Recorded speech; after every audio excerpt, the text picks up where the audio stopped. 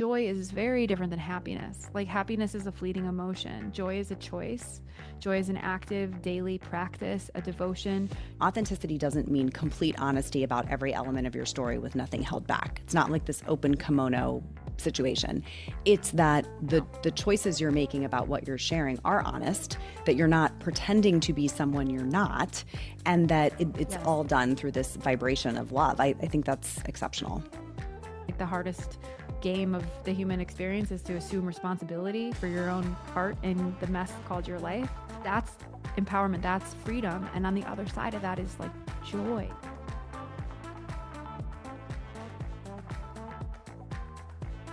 This is episode 395 of the Brilliant Balance podcast, Doing Your Light Work with my guest, Jessica Zweig. Well, today on the Brilliant Balance Show, I have the absolute pleasure of welcoming Jessica Zweig. She is a powerhouse entrepreneur, a best-selling author, and one of the most prominent voices in spiritual alignment in business and in life today. She is the founder and former CEO of Simply Be, which was a personal branding company that really helped visionaries clarify their message and amplify their impact through authenticity. She has been named a Forbes personal branding expert, a Fast Company most innovative entrepreneur, and she's worked with everyone from C-suite executives to spiritual leaders. Her latest book is called The Light Work, and it really goes so far beyond the world of branding. It's a really deeply personal, profoundly spiritual guide to aligning who we are with how we show up in the world. And her voice is so real, so refreshingly honest as she invites us all to do the inner work that creates true outer impact. I had the just delight of meeting Jessica in person earlier this year. We were seated next to each other at a dinner. And I just have to tell you that this woman's like vibe lights up the entire room. She is truly, truly a brilliant presence and one that I am so excited to introduce you to today, along with her work. So without further ado, let me introduce you to Jessica Zweig. Well, Jessica, welcome to the show. I am so happy to have you here today. I am so obsessed with you. And so this is equally as exciting and such a treat to reconnect with you. And thank you so much for having me on. This is going to be great. I think our audience is going to love that you're like a little bit of a left turn from our typical guest, and yet that's been a bit of an evolution for you. So it's going to be a really nice like refreshing episode. There are women in the audience who recently returned from Canyon Ranch, which I think you and I talked about when we had dinner. And Yeah. so they're sort of all in this space right now already. That's a small subset, of course, of the listeners, but we're going to bring a little bit of that vibe to everybody today. Okay. So let's start with your journey. I think that I want to hear a little bit about like little Jessica, really briefly. Like, what was life like for you? What were some of the early Mm. indicators that this might be a path that you would take, if there were any? Little Jessica. Oh, I think about her often. I carry her with me all the time. Mhm. You know, I grew up in a very affluent community, and my parents were like self-made, and we lived in a modest house and drove modest cars. And my mom shopped at TJ Maxx while everyone wore like Chanel bags and had nose jobs by the time they were 13. Like, so I was always a bit of an outcast. I never really felt comfortable in my own skin. I never really felt secure.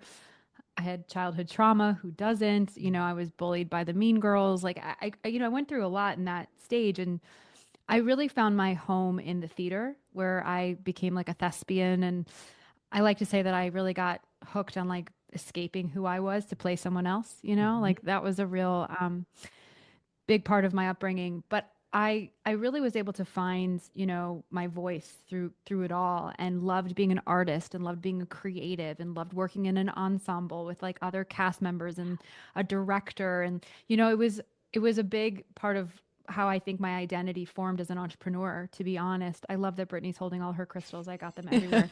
Um, and at the same token, you know, I was born and I was raised Jewish, and, you know, went to synagogue, got bat mitzvah, like did the whole like beat. It was a very Jewish community.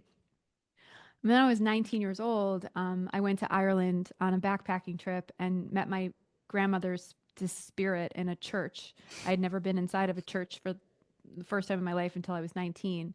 And I'd always been little like woo woo since I was Hmm. young. Like I can find journals of, my fifth grader writing about white light and the angels and the goddess, like Wow. literally at like 9, 10 years old. Wow. So I've always been connected. And then when I went on that trip at 19 and had that like big spiritual experience in a holy building that quote unquote wasn't mine, Mhm. I everything dissolved as far as what I believed I could believe. Mhm. So, mixing my artistry background, mixing my spiritual inclinations, I stumbled into entrepreneurship in my late 20s and lo and behold, like ditched acting and discovered because I went to school for theater and became an actress in my early 20s, fell into being a business person quite accidentally, but was really innately good at business. Yes. And so, that's a little bit about little Jessica. And kind of today, my life is somewhat of an amalgamation of all of those things. Yes. And it's, taken a long time to get here at 43 years old to finally feel, to be honest, that I'm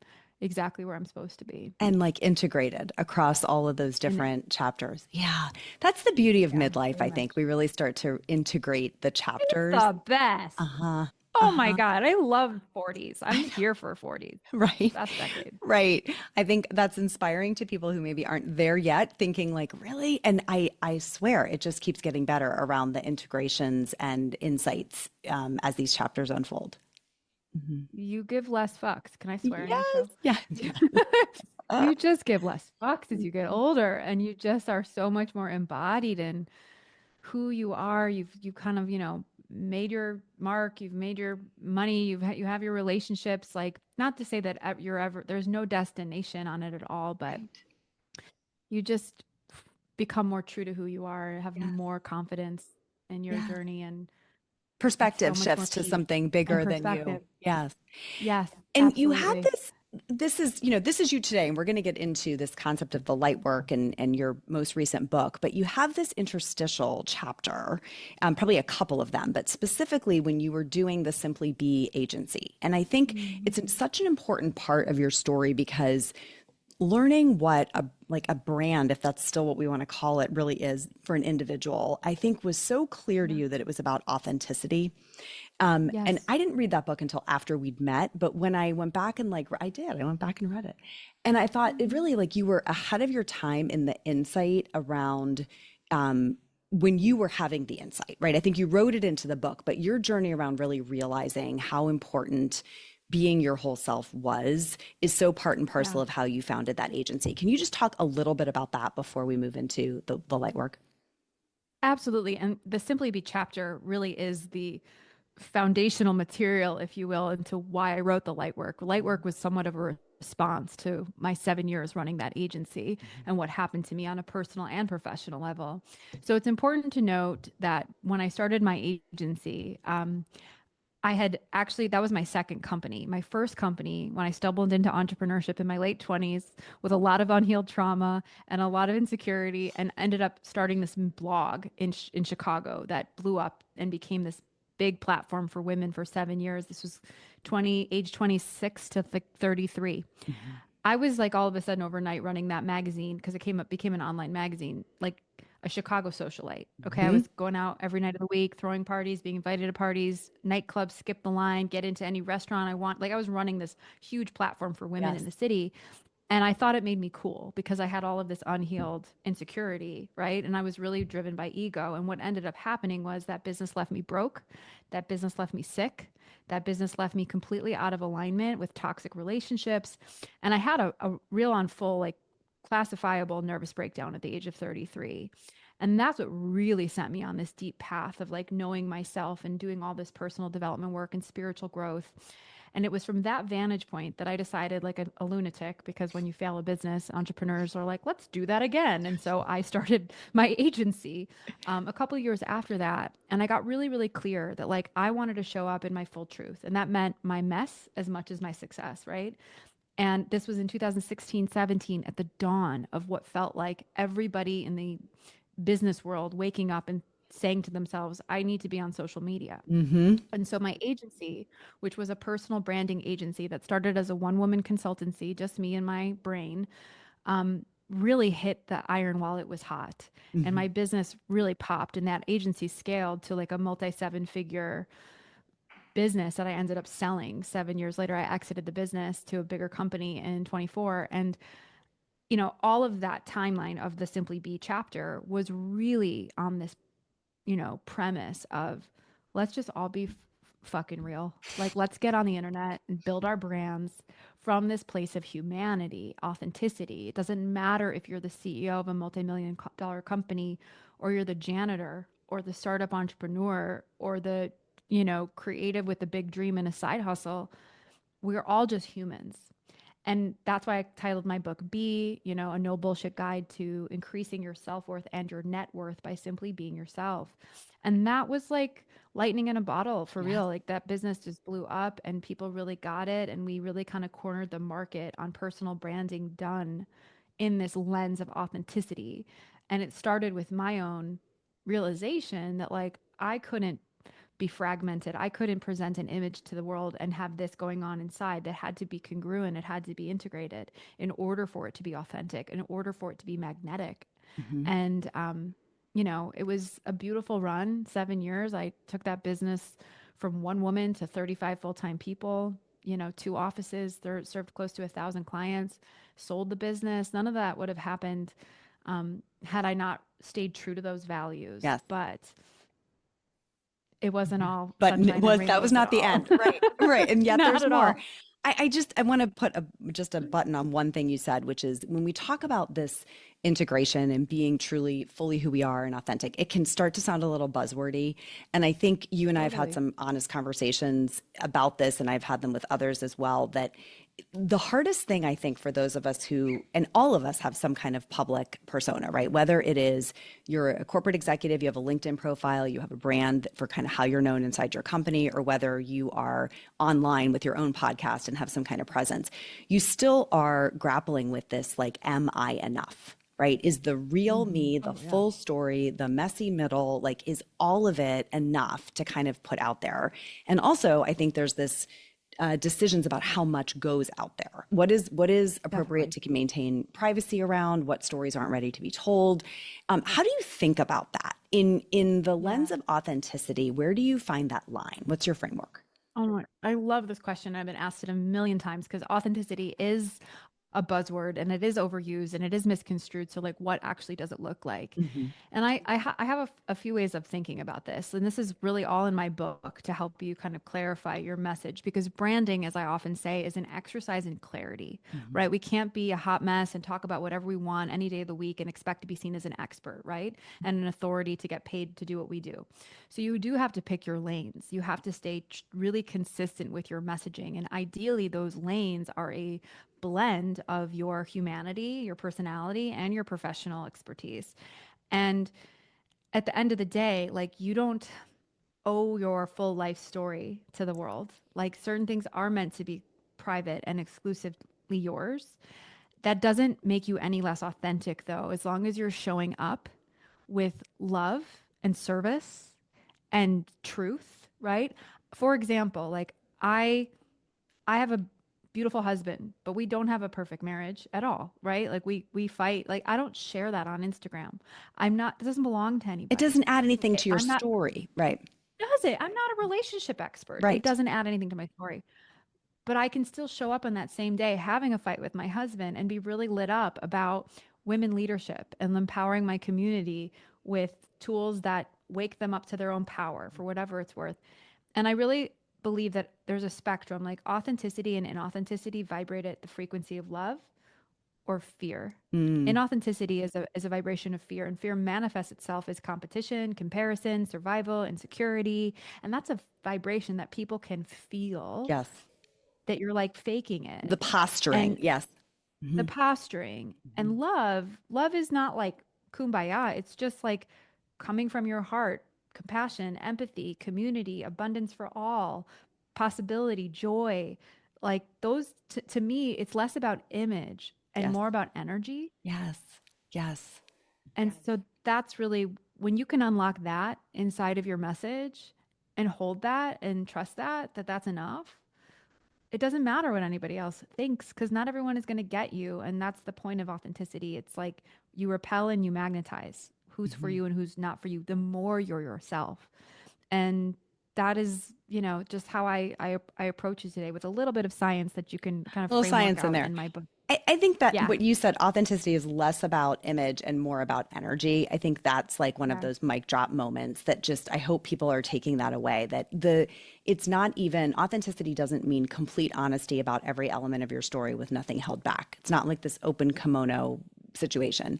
It's that No. the choices you're making about what you're sharing are honest, that you're not pretending to be someone you're not, and that it's Yes. all done through this vibration of love. I think that's exceptional.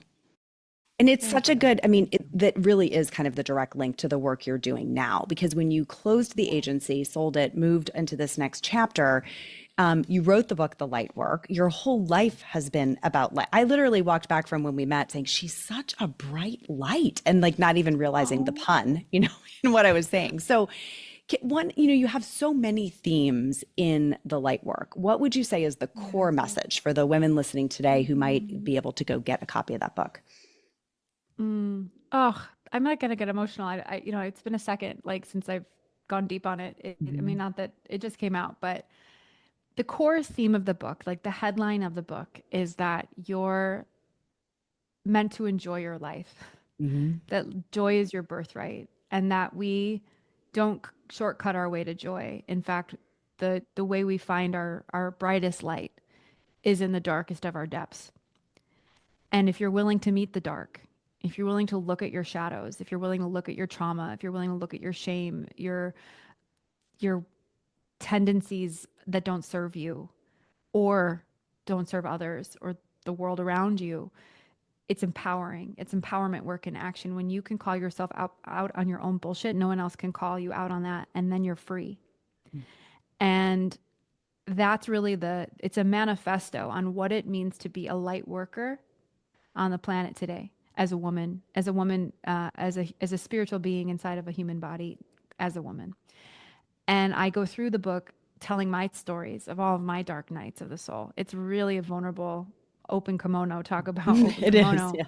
on all of my struggles with relationships and love addiction and body dysmorphia and my family trauma and my deeply unhealthy relationship with money at certain points in my life, sisterhood wounds, friendships, female projections, like feeling lost without a guide or a mentorship.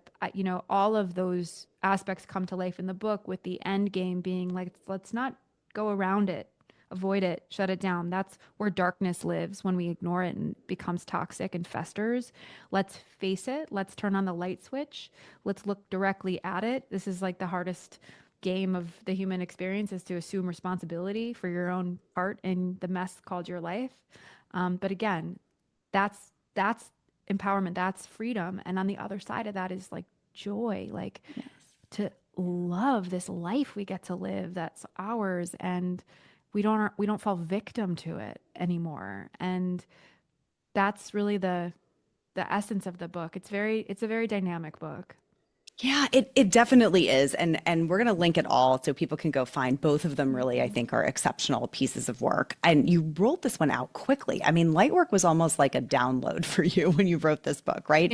It was a pure channeling. Yes, 3 months. Yeah, and I, Crazy. I would I would just encourage the listener, like, this is like sort of an alternate realm, right? There's kind of like, I don't know if you've read Phil Stutz's latest book that Elise Lunan co-wrote. It's out now. Um, you should. This one, I think you would love it. But this notion of there sort of being like alternate realities. There's like the reality we're living in every day that's very material and achievement focused and goodies focused, as I think of it. And then there's this kind of alternate realm that is always available, and it's really where like the whole soul journey is unfolding. And you wrote, that's really what the book is written from, and your Yes, it is. willingness to embrace the dark, go through the dark, kind of grapple with the dark, not even like defeat it. It's not about defeating it. It's really like encompassing it into a whole story. Yeah, Correct. is so incredible. And it takes so much courage to do that, right? Not just for you, but for anyone who wants to follow that path. So I love like an inspiring story or an anecdote where you're like, okay, here's Yeah. how I figured out how to dig for some of that courage. Totally, totally love that. I would call that the 3D versus the Hmm. 5D, which Hmm. I'll unpack in a second. Yes. So, the story that I'd love to start with or just kind of unravel, because it really is the impetus for the book, and I write about it, is so I was building my agency, Simply Be, crushing it, Forbes, Inc. 5000, all of the All the things. media outlets, built this big, sparkly team, multi-million dollar business, first book, number one bestseller. And at the peak of that, I had been diagnosed with situational depression from full on complete mental, emotional, physical burnout. So when I was at the peak of my success running that agency, I had never been the lowest personally. And I wanted to burn my whole business down. And I felt like, talk about inauthenticity. I felt like a total fucking sham Fraud, because right? everyone thought I was killing it. And inside, I wanted to like kill my business. Hmm. But I had trapped myself in this golden cage and I had no other option to just keep killing, hustling to hold up the sky. I mean, I had a $500,000 monthly payroll. I had this big, like clients riding on me. My ego was in it, Hmm. whatever. I went to Egypt at the end of that year. I'm a big world traveler. I planned this trip very serendipitously. Didn't really know what I was getting into when I went on that 15-day spiritual pilgrimage. It was a 15-day, it was not a vacation. It was an aggressive trip Hmm. where you go from temple to temple to temple to temple every day at like 4 or 5 in the morning. It's exhausting, but you're in a pure pilgrimage, like a spiritual adventure. And in many of those temples, I got activated. I'll leave it to the book, but I essentially, in one of those moments, like I felt my ego die. I felt my whole identity up until that moment in my life completely dissolve. And I had spirit speaking through me, and I'm very clairaudient, as they say it, where I can hear messages. And these beings came down. I consider them to be called the Palladians, which is like an extraterrestrial, like star system. Take that or leave that, but that's what I believe in. That's what I knew them to be. And they basically told me that I had missed the entire plot line of my entire life, focusing so much on success and accolades and survival that I had missed the whole point of the human experience, which was to enjoy my life. They were like, every day is a gift, every second is a gift. You get to have beautiful conversations with women like Cheryl Ann. You get to eat chocolate and have sex and wear cute outfits and accessories and travel the world and follow a purpose. Like they said those things to me. They're like, you are missing the moment. Hmm. And if you don't enjoy it for you, please enjoy it for us because we can't be in a human body. Hmm. And I came home a completely different person from that trip. Like it just opened my eyes to that reality that you were talking about, which I call the third dimension, 3D reality, which is a dual reality where there's love, there's fear. That's it. And there's a lot of polarity, a lot of divisiveness, a lot of hate, a lot of separation, an illusion that we are separate from this thing called infinite source intelligence and divine love, right? Like we are that. And when you start to really look at your life as one intrinsic part of that infinite web of love, really, not to make it sound cheesy, but that's really our truth. That's who we are. That's our innate nature. Um, Everything shifts. And so I got the book deal. I channeled the book in 3 months. I go back and I read the book and I'm kind of like, Like, I I don't wrote remember that. Where writing did I it. find that? I don't remember saying that. How did I Yep. come up with that? Hmm. Um, because I feel like it came through me. I was just the vessel, And I really decided, to share my truth, all of my messy, dark nights of the soul, simply as a mirror, as a sister, like saying, "Hey, girl, I'm gonna hold your hand while you read this book." To see yourself in my story, because I know you will, because I'm not alone, because we all as women have universal experiences when it comes to love, body, friendship, family, career, emotions, personal power, and for you to see yourself as new the way that I did when I came back from Egypt. It wasn't like go buy a plane ticket and go to Egypt and do Hmm. this. It was you have the keys to really unlock your own power right here in your own hands. That's why there's a key on the cover. And, I will say that it's a very unapologetic spiritual book. Like I share my belief in the extraterrestrials, my belief in, the cosmos, Mother Earth, Gaia, our true purpose and divinity, where we find our power and alchemize density in the body through like somatic breath work and, movement and trauma releasing. It's all in there. But also, I think really grounded at the same time. It's not going to talk over you. You don't have to be a spiritual chick to like To get it. get it. Yeah. I found it to, Yeah. I mean, clearly, if there's a spectrum of how people embrace this, you are at the very far end of that spectrum. And I think listeners should know that because you have to know where you are, right? What's open to you, what's accessible to Totally. you, what are you, but you're so generous with like, take what's valuable. This is I my do. authentic experience. It comes all the way back to what we were talking about in authenticity. Like your choice Yep. to say, this is my truth. This is what I'm going to share. And then that's Right. really everyone, it's polarizing and it should be because authenticity is, right? It is polarizing.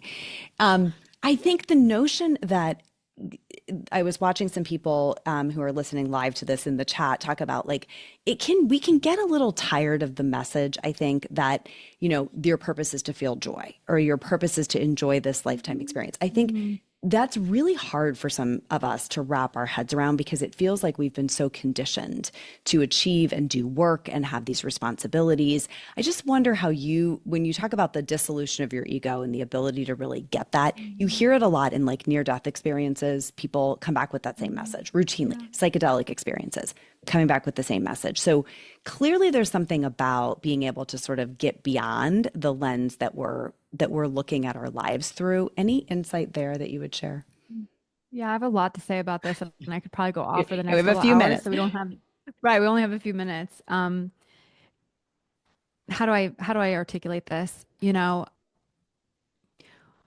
Who we are today in this human experience in 2025 as women in our 30s, 40s, 50s, your community.